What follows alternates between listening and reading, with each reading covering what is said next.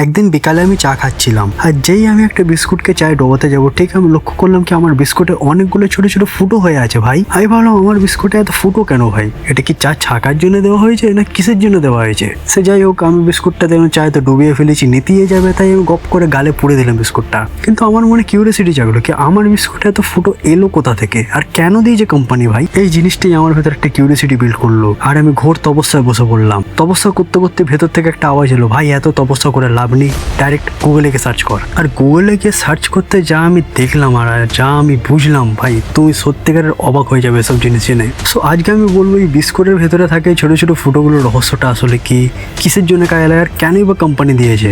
কিন্তু ভিডিওটা শুরু করার আগে তোমাদেরকে একটা জিনিস আমি বলে দিতে চাই, অবশ্যই নিচে থাকা ওই সাবস্ক্রাইব বাটনটাকে ভাই প্রেস করে দাও, কারণ আমার এই বছরের এন্ডিংয়ে অবধি একটা গোল আছে যে আমি চ্যানেলে 1 লাখ সাবস্ক্রাইবার করে দেবো। আর হ্যাঁ, ভিডিওটা এন্ড অবধি দেখার চেষ্টা করবো, কারণ আমি অনেকগুলো জিনিস আমি এখানে মেনশন করেছি, আর কমেন্টেও জানাবে তুমি কি এই জিনিসগুলো জানতে কি জানতে না। তো চলো আজকের এই ভিডিওটি ছোট্ট ইন্ট্রো দিয়ে শুরু করা যাক।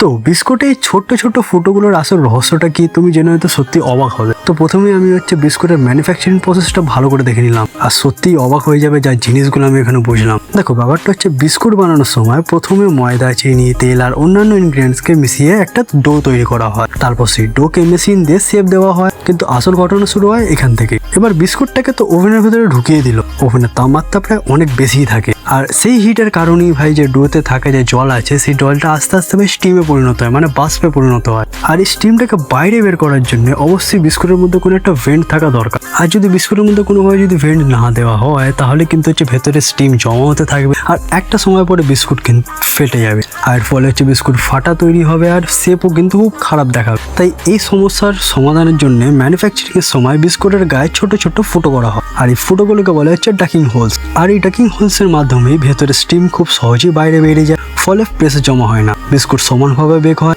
আর আমরা পাইছি পারফেক্ট ক্রাঞ্চি টেক্সচার। কিন্তু সবচেয়ে মজার ব্যাপার কি জানো, সব বিস্কুটে কিন্তু সমানভাবে ফুটো থাকে না। কোন বিস্কুটে কতগুলো ফুটো থাকবে সেটা নির্ভর করে রেসিপি, থিকনেস আর বেকিং প্রসেসের উপর। তাই পরের বার বিস্কুট খেলে অবশ্যই এসব জিনিস নিয়ে ভাববে না। ভাই আমার মনে কিউরিয়াসিটি ছিল বলে আমি ভাই ভেবেছিলাম তুমি চায় বিস্কুটটা ঘপাক করে গিলে নেবে, কারণ ভাই চায়ের মজা ভাই চায়ের বিস্কুটের সাথে আসে, এত হোলস দেখে ভাই লাভ নেই, ঠিক আছে?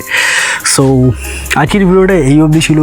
তুমি যদি এইসব জিনিসের ব্যাপারে আগে যদি জেনে থাকতে তাহলে অবশ্যই কমেন্টে জানাবে, আর যদি নাও যদি জেনে থাকো তাও তুমি আমাকে জানাবে। আর হ্যাঁ, সাবস্ক্রাইব অবশ্যই করে দেবো, কারণ তোমায় আমি প্রথমেই বলি যে আমার চ্যানেলে ভাই 1 লাখ সাবস্ক্রাইবার করার একটা এম আছে, তো করে দিও, ঠিক আছে? আর হ্যাঁ, আমি চেষ্টা করবো রবিবারগুলোতে একটা করে একটা লং ভিডিও দেওয়ার। টোটাল দেন আবার দেখা হবে একটি নতুন ভিডিও নিয়ে। টাটা।